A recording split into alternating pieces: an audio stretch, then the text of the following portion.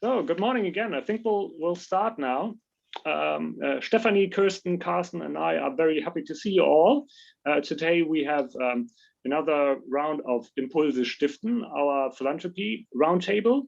Today in English, because we have a guest from the UK who speaks and understands a little bit of German, but will stay in English today.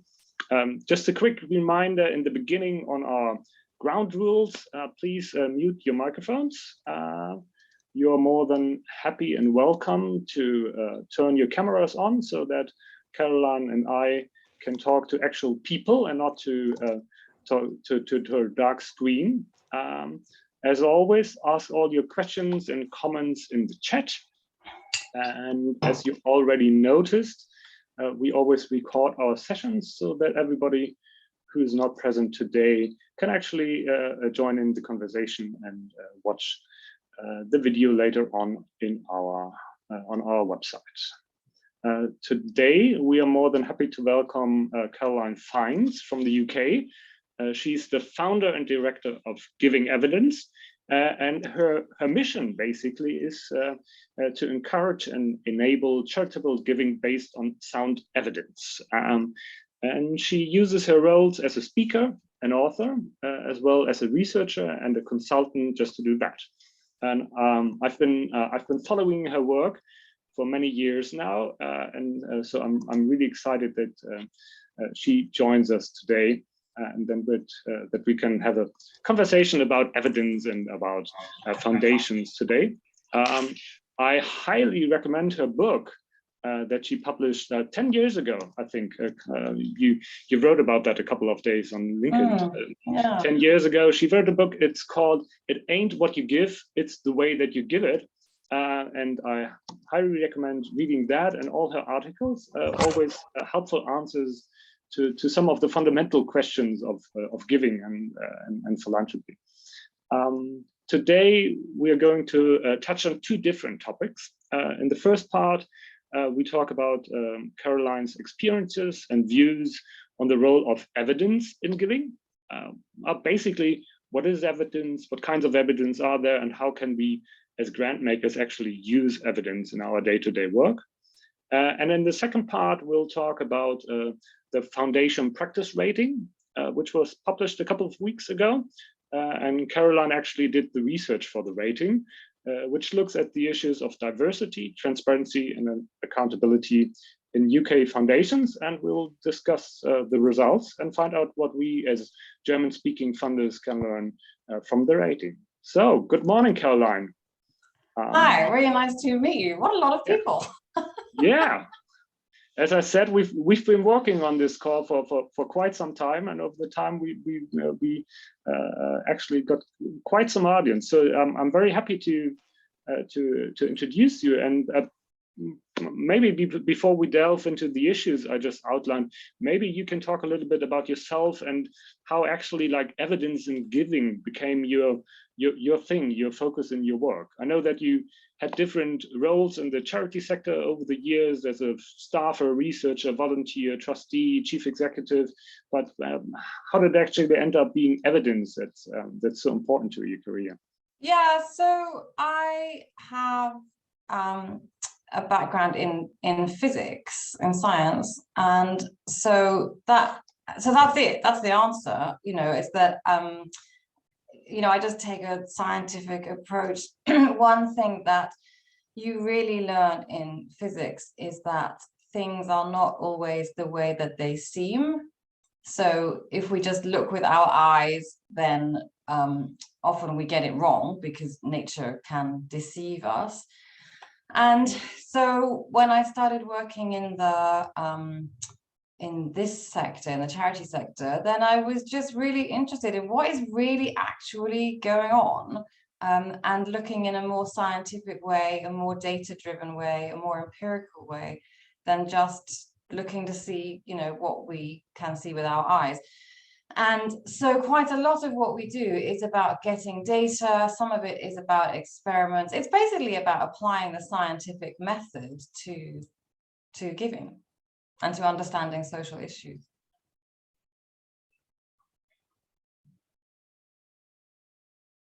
And I think it's always connected to kind of also like a deep understanding of this charity sector and how it actually works in the end, and that's why. Yeah, so I've been in this sector for a long time, I guess as a volunteer, and then also I started working in this sector very sort of more or less full time more than 20 years ago. It's actually the day before 9/11. Many of you will remember that Monday. And so, yeah, so looking at foundations that were trying to improve their effectiveness. And so I advised donors and funders of many descriptions about that. And then I ran a charity as a chief executive. And that's when I decided to write a book, because I realized that many donors and foundations are much less helpful than they think they are. And the reasons that they are less helpful, I think, is because they just don't realize exactly how charities and nonprofits actually work. So, for example, I think it can sound like a good idea to be sure that a nonprofit is using your money in a particular way. But actually, if you are a charity and you have 50 restricted grants, it's a complete nightmare. And people who work in business have never seen a set of accounts where the customer tells you what you have to do with the revenue, right? It's just not something that happens in business. And so I just wanted basically to explain to donors some of what is actually going on inside organizations and how those pressures kind of work out. So the book is basically about it's about three things: how you can find a great organization, like how you identify them, how you help them, and how you cannot hinder them, how to not get in the way. So that's it. And then the book came out, as you say, 10 years ago last week.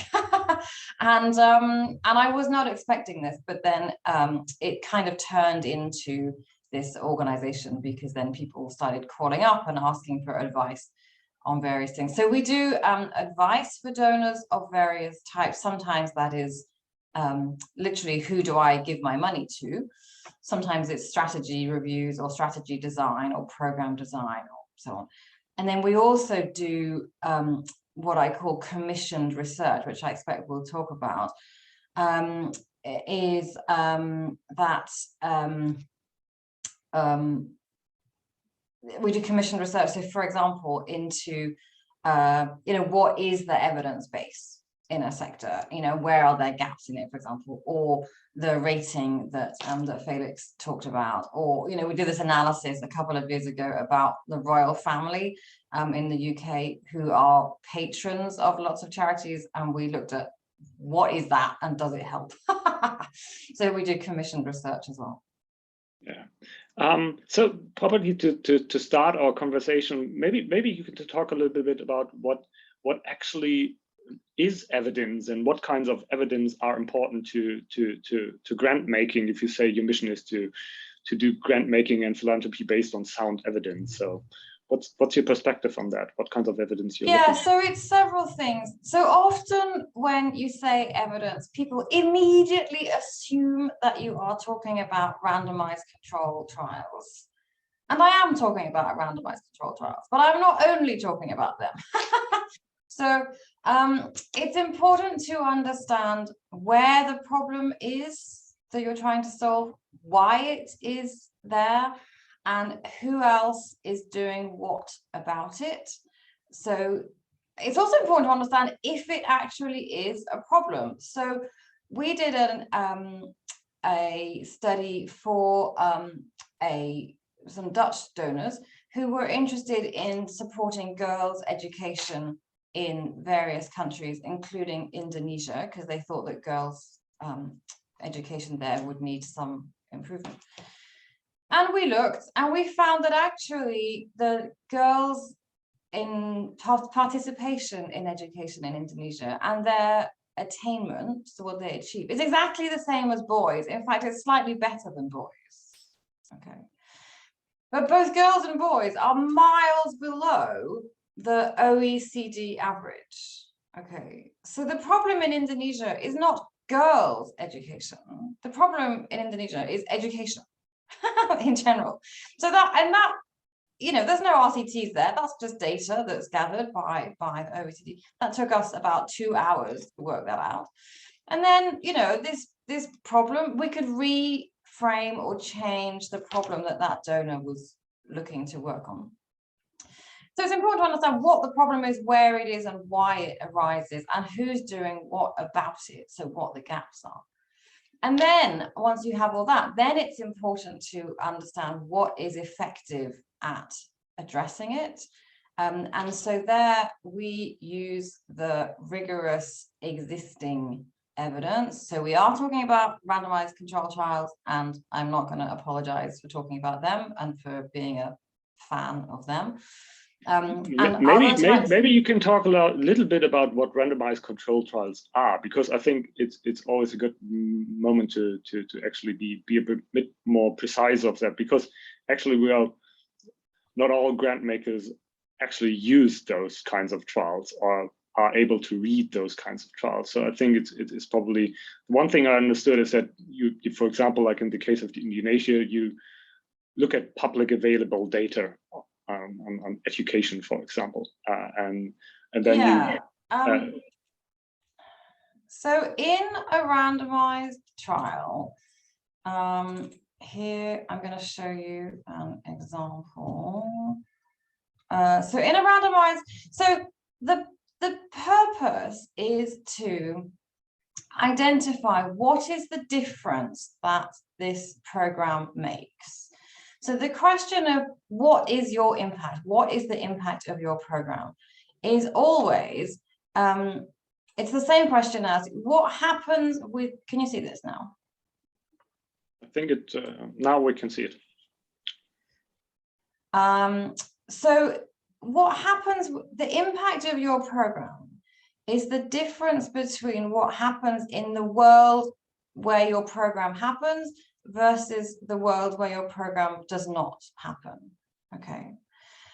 And so one way, a good way of finding that out is to have a situation where the program happens and the program does not happen. And so you can compare the results in those two cases. Okay.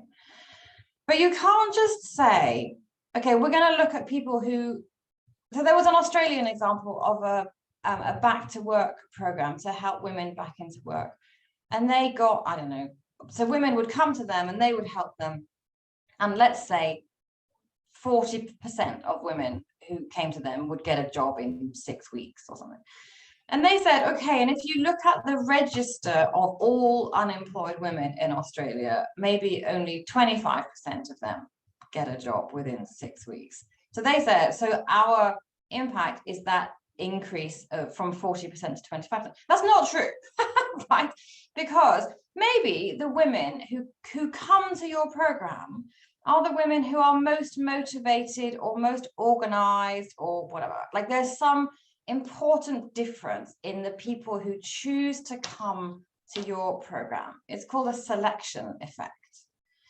And it's different from what we call the treatment effect, which is the effect that the actual program has. And you find this all the time in impact research that is done by nonprofits and others, is that what they are claiming is their impact is actually a mix of the selection effect and the treatment effect. And a randomized control trial is just a way of getting rid of that. So you know that the two groups who get the program and who don't get the program are pretty much the same. So you take some people who are basically the same, this group here on the left, and you divide them randomly into two groups. And so then you're pretty sure the two groups are the same. And one group, they get the program, and one group, they don't. Okay, so then the group that does not get the program is called the control group. Okay, not because we control them, it's nothing to do with being controlliert, it's just a word that we're using. So it's a control group, and the only difference then between those two groups is one got the program and one didn't. So then you can look at the difference in the outcomes. So this example is from a back to work program. So here the top group get the program and the bottom group is the control group and they don't. And then you can see at the end, the green people are the ones that found work. And in the top group, 4 of them got work. And in the bottom group, 2 of them got work. Okay, we're going to pretend these are 2,000 people, okay, because otherwise this study would be too small. And so that tells you what the difference is that the program made. You can be pretty confident that the difference there was due to your program and it wasn't due to just the selection effect. That's what a randomized control is. That's it. Okay, so sometimes you may be aware that people get very excited and they get a bit shouty about randomized control trials, and I don't really know why. I mean, they are a big threat in some ways. A rigorous evaluation is a big threat sometimes to a nonprofit, precisely because a rigorous evaluation will find what the effect of your program actually is. And so it means that you can't just bullshit anymore, basically. You can't claim that your impact is much higher than it really is, okay? So here's an example from South Africa, which I really like, which is from a remedial, which is from an education program. Can you see this now? Mm-hmm. We can. So the 2 graphs on the left are children who got the reading program, and the first bar is how good their reading was before they got the program, and the second bar is how good they were afterwards at reading, like I think it was 10 weeks later or something. So you can see that their reading improves, right, with the program. So it would be quite easy to think that, okay, it's the program that has produced that difference. But when somebody did a randomized control trial, and i.e. they had an equivalent group of children who didn't get the program, you can see that they improved by basically the same amount, right? And this is because children learn things whether you teach them or not. So, and the reason this is so important is because if you only saw those 2 bars on the left, if you only see the results that a charity might give you of its program, then you might be fooled into thinking that this program had improved their reading. Well, actually it hadn't. Actually, it had done basically nothing. And so you might waste your money. And obviously in philanthropy, there is, you know, this much money and massive amounts of need all the time. So we are allocating scarce money. We do not have enough money. So we have to be very careful what we give it to. So it's really important to understand that we are solving a problem that really exists. It's not like the Indonesia girls education thing, and that we are solving it with some program that actually is effective. I asked that question about and asked you to talk a bit about the randomized control trials, because I think when you start to talk about that, you very easily recognize that then it's going to be pretty complicated at a certain point, because there are a lot of scientific methods to do around that. Do you actually think that for smaller and medium-sized funders, it's actually feasible to ask charities for randomized control trials? No. So I think that most charities should not, most nonprofits should not produce research, but rather they should use existing research. So in order to do a randomized trial, or in fact any rigorous evaluation of any method, you have to have enough people. Your program has to be big enough. And most programs that are run by nonprofits are not big enough. Okay. So actually nonprofits often, they do not have the skills to do social science research. Why would they have skills to do social science research? They run a domestic violence refuge, or they deal with refugees or something. So they don't have the skills to do it. They often don't have the money to do it. They don't have the right incentive to do it, because a rigorous study will tell you what your impact actually is. And so it means that you cannot bullshit anymore. And often your impact will be less than you think it is, to be honest. But fourth, even if you can cure all of those, which kind of money sort of can cure those, often most nonprofits, their programs are too small. So we saw this, the UK Interior Ministry does some evaluation of programs to reduce criminal behavior, reoffending. And when it looks at nonprofits, I think it found that 67% of programs run by nonprofits are too small to produce rigorous evaluations. Okay, you just can't do it. So it seems to me that for most nonprofits and most funders should use the existing research. They don't need, in my view, they don't need to be producing more research.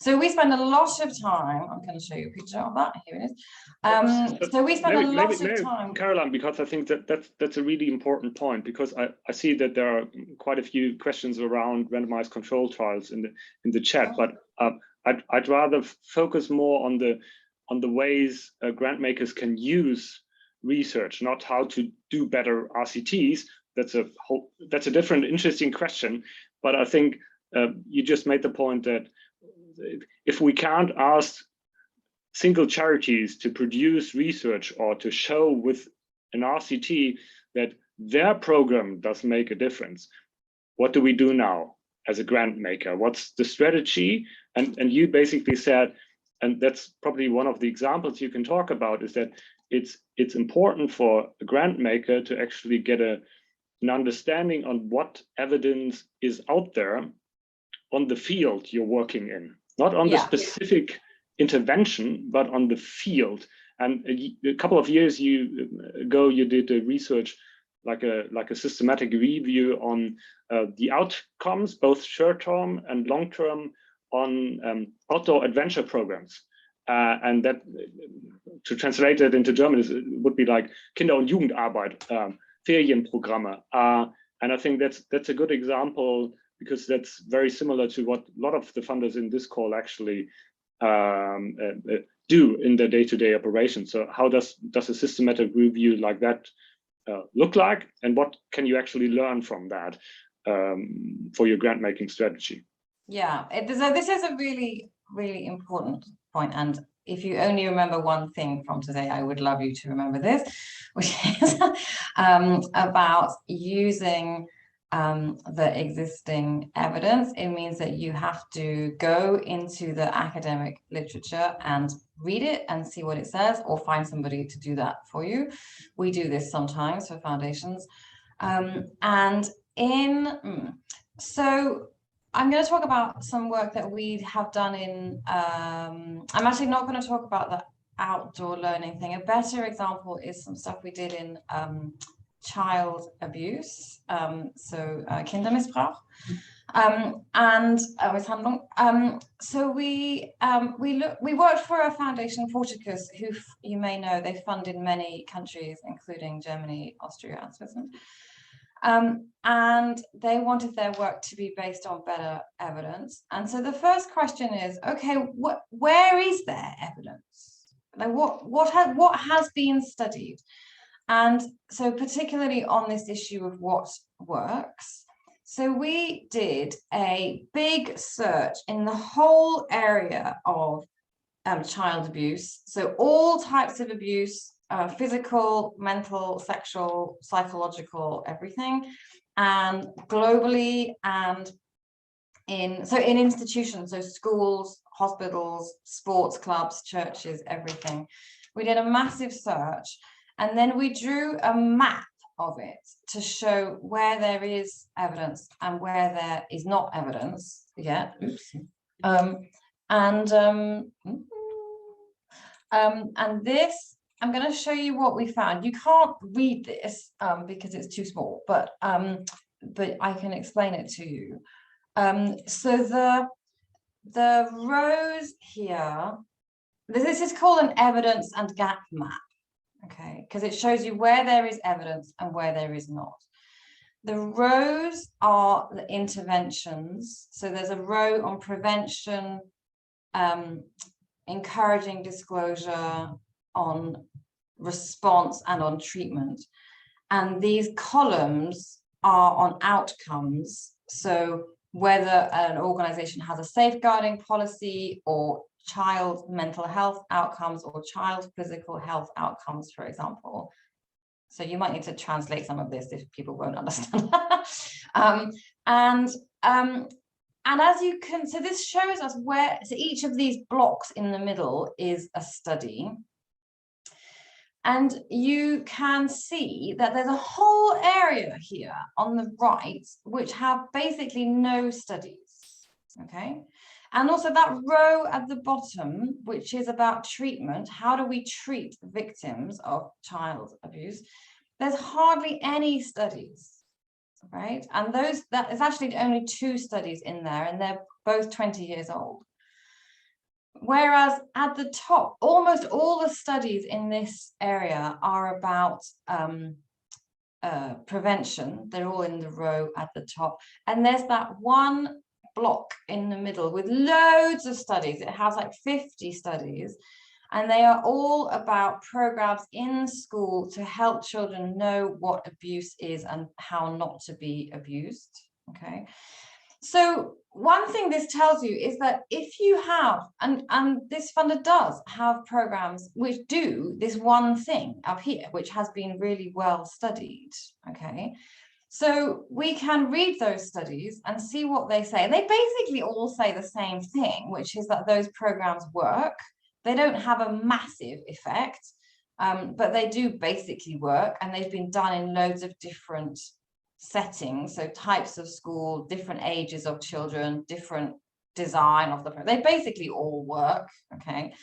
So what that means is you can just implement that program, okay? Like design one that is not crazy, design one that is kind of similar to the ones that we already have, and then we can just get on with it and implement it, right? It's a bit like when you get the COVID vaccine now. You know, the trials have all happened. We know the effect of the Pfizer vaccine, and now we just get on with it, right? Everybody, like we're not all doing trials all the time. By contrast, if you are interested in treating victims, there is basically no evidence for you to stand on. So you will have to commission some more research, and that could be from the nonprofit that you are funding, or better might be to work with some academics to make sure that you get a group that is big enough. Okay. So for example, in the UK, I don't know if you have this, well, your school start earlier. So here, school starts at 9 o'clock, usually, or 8:30. 8:30. And so some children come to school hungry, they don't have breakfast at home. So we have breakfast clubs in schools, and because children cannot learn if they are hungry. And they sound like a really great idea. And when somebody wanted to do a proper evaluation of them, they had to get 168 schools into a randomized trial in order for the trial to be big enough to be statistically robust. Okay. And no breakfast club runs in 168 schools. Okay, they're just not that big. They're usually in like 5 or 1. So they had to get loads of breakfast clubs together into the trial. Do you see what I mean? So you cannot ask your grantee to produce the evidence to evaluate it. It's also kind of weird, I think, to expect that you could produce, you could ask the grantee to evaluate itself, because, you know, obviously it has like an incentive to show its results as more favorable.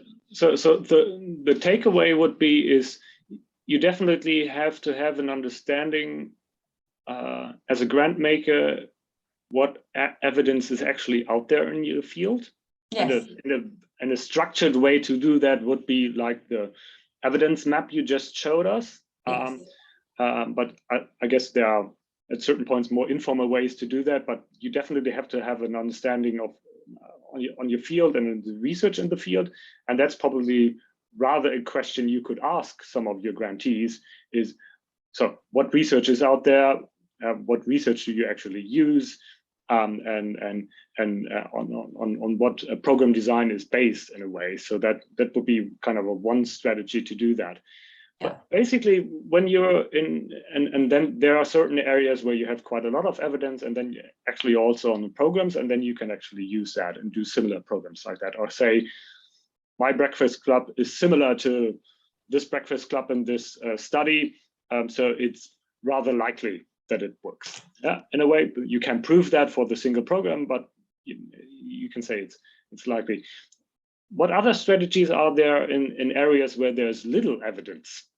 Yeah, you said one is to produce evidence, but isn't it, for example, also a good way to work with charities that also have kind of experience in those areas to see what kind of knowledge they have from the practical perspective? Because I guess it's not feasible for all grant makers, especially medium-sized grant makers, to produce or to commission research in areas where there's little evidence. Yeah, so well, this raises lots of issues. I mean, the first thing that you can do is to look at, to see whether evidence exists in the areas in which you fund. Okay, so then you can just, you know, stand on top of that evidence, and you don't have to commission anything. You can just use what already exists. So in my example, if you want to fund those programs that operate in schools to teach children about abuse, then you can just do it. Basically, they're kind of fine. You don't need to commission anything. I'm going to show you my kind of, this is how I think about it, is that if you have a problem or an outcome that you want to solve, then you have a question about, does the human race know how to solve that problem? You know, is there decent evidence about how to achieve that? And I know somebody's asked a question in the chat about the quality of an RCT. We can maybe get to that. By the way, it's when I'm talking, I can't read at the same time, so I'm only half seeing your questions. So is there decent evidence about how to achieve your outcome? If there is decent evidence and we know how to do it, then you can just get on with it. You can just use that evidence. You can just do what we might call evidence-based giving. Okay, so for example, if you want to reduce malaria, we know that anti-malaria bed nets are really effective. So off you go. Like, just go fund them, do them. I mean, obviously in areas that have got malaria, don't do it in Scotland. So there we are, then you're done. But if you are in this category here of no, we don't know, well, then I think you've got three choices. One is that, there isn't solid research here for you to stand on. So either you fund the production of some research, and that might be, like we've said, it would be, there's no point funding bad research that doesn't really tell you the answer. Like you should only fund the production of rigorous research, because otherwise it doesn't basically help. So that's likely to involve not necessarily academics, but professional researchers, expert researchers who can really answer the question and have a big enough sample size and so on. If you can't do that, I think then your only other real option is to do something else. It's like, go back to the beginning and find another target problem where there is some research. Okay, so when I have sometimes worked with donors who say, I'm never going to fund research ever, right? If there's not research, because my board or whatever are never going to do that. So if there's not anything to stand on, then you just need to go find a different question. The only alternative that you have is to guess and hope, right? And I put a casino wheel here because otherwise, if there isn't any research and so we don't know what works, and we're not going to fund the production of research to find out, then all you're doing is, non-profits come to you with some proposal which might sound okay, but it might be like that South African education example I talked about, the reading thing, where it seems okay, but in fact, we don't really know if it's okay or not. We've kind of no idea, right? Maybe this program is producing nothing, or maybe it's even harmful, right? So there's plenty of examples of programs in the social sector which are harmful, okay? And so, I mean, actually in child abuse, we didn't find any that are harmful, but like, God forbid that we should make a terrible situation like this worse, right? There was an education program that was run in the UK, and there was an evaluation quite recently, and it showed that it was only trying to teach children to read, and it was harmful, right? That it was rubbish, and it made children worse. And the more they ran the program, the worse it got. The better implemented the program was, the worse the outcomes were. Okay, and this program was designed by people who really know what they're doing. So we just have, this is why, so we just have to be extremely careful. So to answer your question, I do not think that you should ask the charities that you're funding to produce rigorous evidence, because they're just the wrong people to do it. The first thing is to go and look and see whether what I call the cupboard of human knowledge, you know, what is there in the cupboard? And the cupboard, some parts of it are really well organized. Somebody's put a link here to the evidence and gap maps on international development with Campbell. That part of the cupboard is really organized. Some is very disorganized, and you might have to hire somebody to sort through it and find what you need. But honestly, I think that if you don't use the existing research, the big danger is that you fund things that are pointless and you're wasting your money.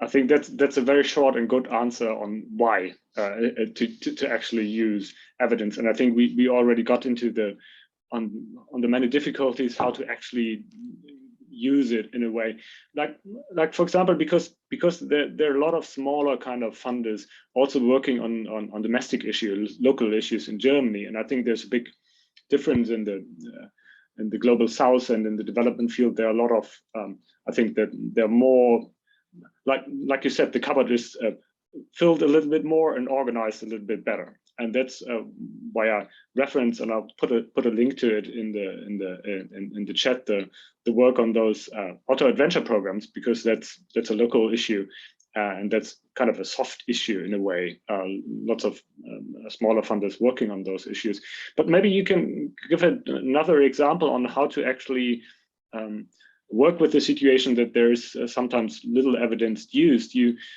worked a little bit with a Tiny Bean Fund. Yeah. And I think they developed quite a few ways on actually.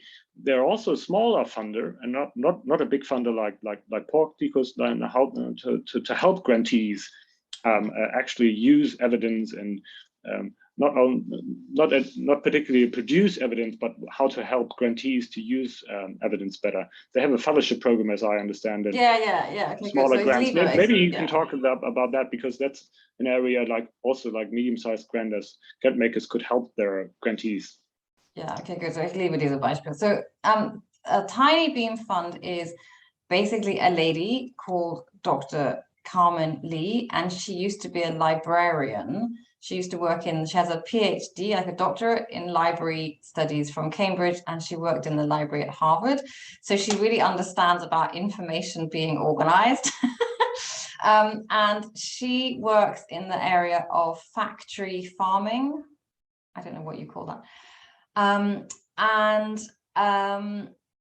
She was very aware that in that area, there are lots of non-profits doing things, but there is not very much evidence, and the evidence the cupboard is quite disorganized. It's quite hard to find. So, and there's lots of gaps. And so we did a few things with her. One is that we talked to loads of people in that area to identify the most important, the priority unanswered questions. And so we came up with a prioritized list of unanswered questions. Okay. And then Tiny Bean Fund, her foundation, put out a request for proposals, an offer to academics to fund them to produce research to answer those questions. Okay, it's called the Burning Questions Initiative. So burning question is like an important question. And she's now funded, I think, 20 or something researchers to answer those in questions that the sector thinks are really important.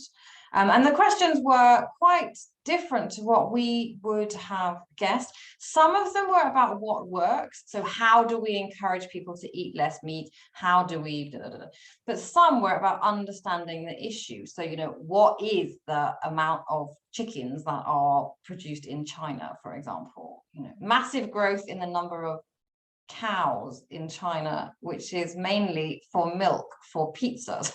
I thought that was really funny. So we did that, and then we also designed with her and created a program to get academics and professional researchers to work more closely with nonprofits. So this is about helping nonprofits to find and use the research that already exists. So sometimes they are, the nonprofit has an academic who goes there for, you know, one day a week for 6 months, for example, or they might go for a kind of period of 1 month, where you just need to sort of borrow an academic, right? So there was an organization which was designing its new Asia strategy because they were just starting work in Asia, and they wanted to build their Asia strategy based on the research that already existed. So they could kind of borrow an academic for a month who understands that information, and they could use them. So I think this is an amazing example that I've never seen an example like it. And I think it works partly because Carmen has come from the academic world, and so she really understands that. So yeah, I mean, anybody could do that. I think in lots of sectors, it would be really useful to have much closer relationships between the academics and the practitioners. You talked about the outdoor learning, and one thing that we found in outdoor learning, it was quite funny, was we brought together funders and academics and practitioners, and they just didn't know each other. So one of the effects of our program is that then they all knew each other, these 3 groups, and they formed a kind of committee thing, which carried on, and it still exists, I think, like 5 years later. And it helps to make sure that the academic research is answering questions that practitioners really have. Yeah, thank you very much for that insight. I'm going to try to wrap up the part on evidence with one last question. Lots of interesting questions in the chat, but maybe one question going back to the why question, and also how question a colleague of ours asks. Basically, my way of saying is why should we hire expensive consultants and researchers, and why not just ask the people who actually need help, and ask the grantees what is needed, because there's a lot of kind of local knowledge, like in participation. What would be your view on that? Both. I think it's really important to ask people, but it's also important to do the science. Okay, so if I ask you, how good is your COVID vaccine, right? Probably you don't know, actually, because either you got ill. I'm sure that I don't know. Yeah, so because, I mean, leave aside, never mind all the controversy, but maybe you have had COVID and been in hospital since then, or maybe you haven't, but you don't know why. And the purpose of the value of the scientific method is that it does tell us why, right? And so, for example, if you read the book about the Oxford vaccine, which is completely brilliant and you should read it, you know, there was somebody in the trial who got the vaccine and the next day they got hit by lightning. Okay, but they have no idea whether that was to do with the vaccine. It's only because there were 100,000 people in the trial that we know that it's nothing to do with the vaccine. Right? But so if you ask people, they cannot reliably tell you what works. Okay, because we are all ants and we cannot see the mountain, right?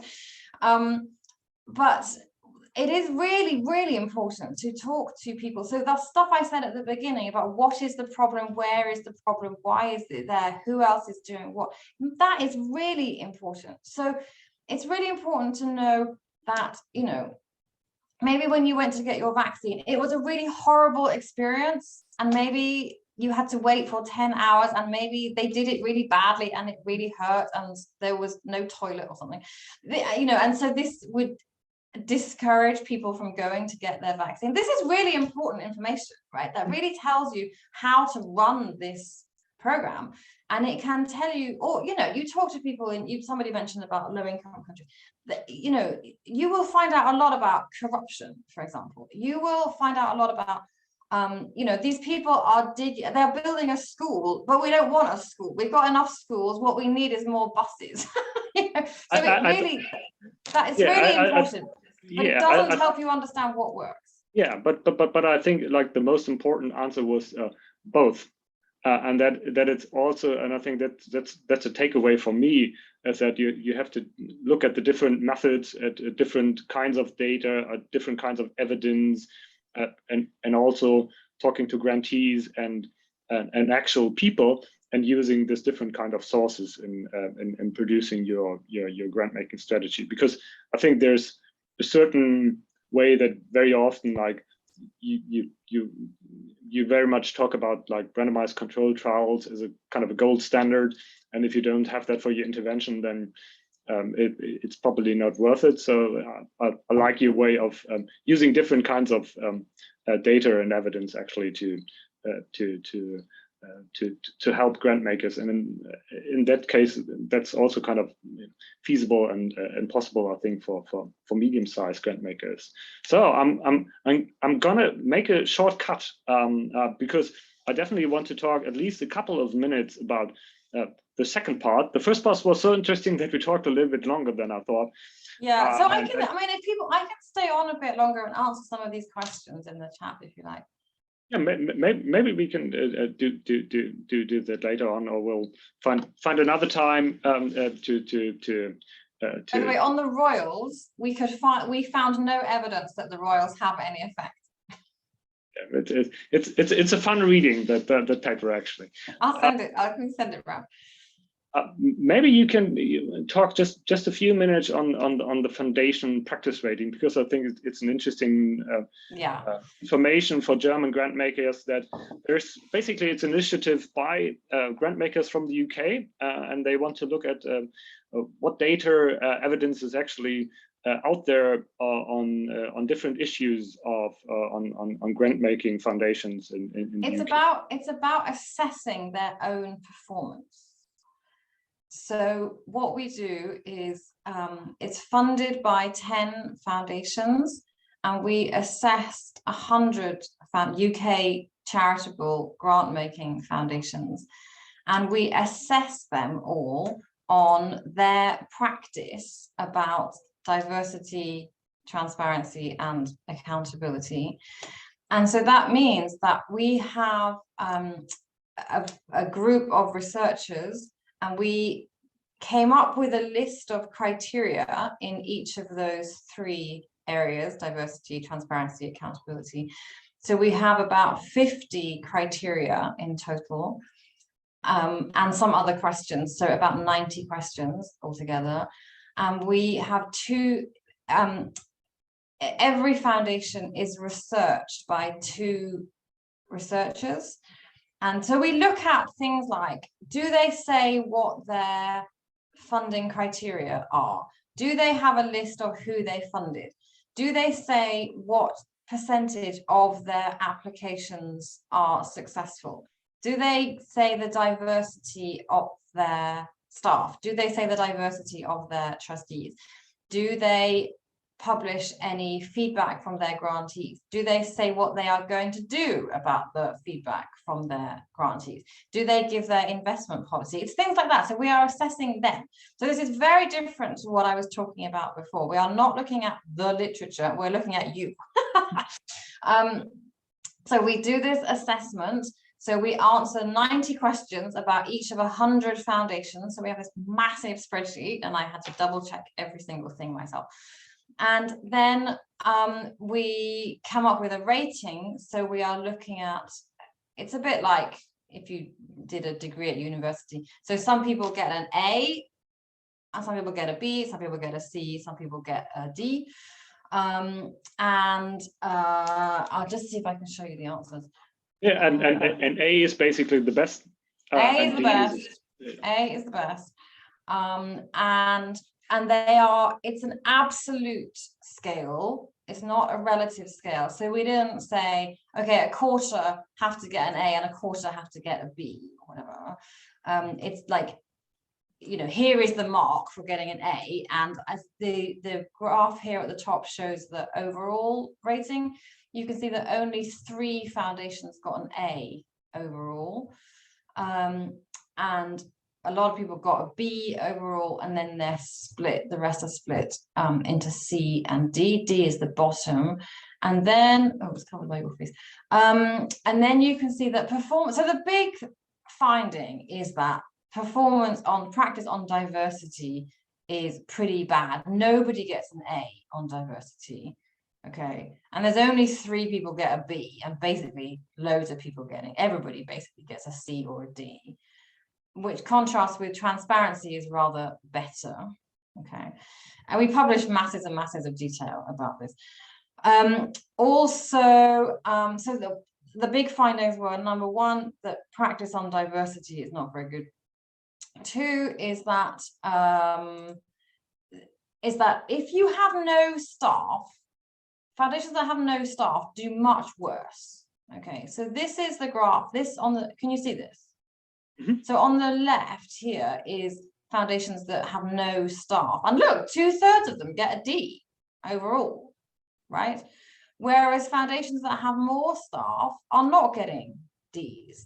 So there's this, to me, this massive difference between foundations that have staff who do sort of all right and who don't have staff. It's the same if you look at trustees, which is the Vorstand, and our structure is different from yours in Germany. But basically, if you don't have enough people, I think what's going on here is if you don't have enough people, then the important work isn't happening.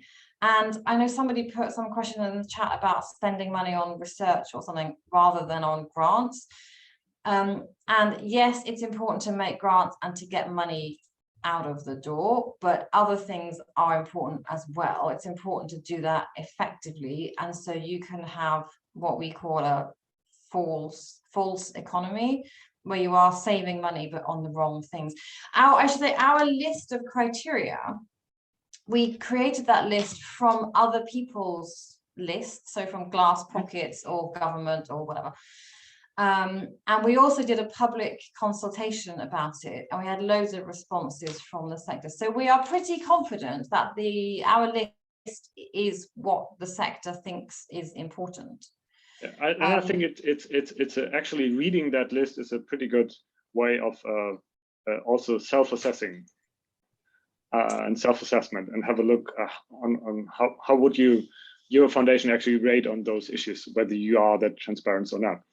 So yes, we do put names on the grades to answer this question. So yes, there is a list in the report of what every foundation gets on each of the 3 areas and also overall. Yeah. And the interesting finding, like one of the interesting findings is, like, overall the sector is pretty bad on those issues.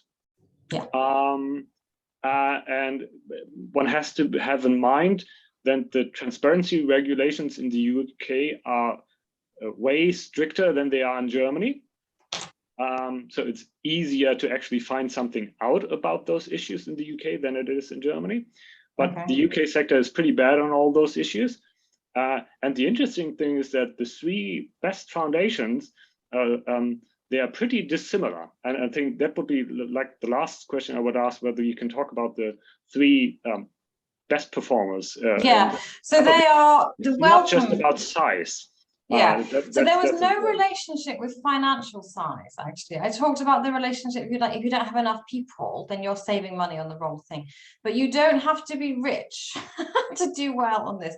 The three top foundations are the Wellcome Trust, which is, I think, the biggest foundation in Europe, has 2,000 staff and £4 billion. Then the Blagrave Trust, which has about 5 staff and about £40 million, I think.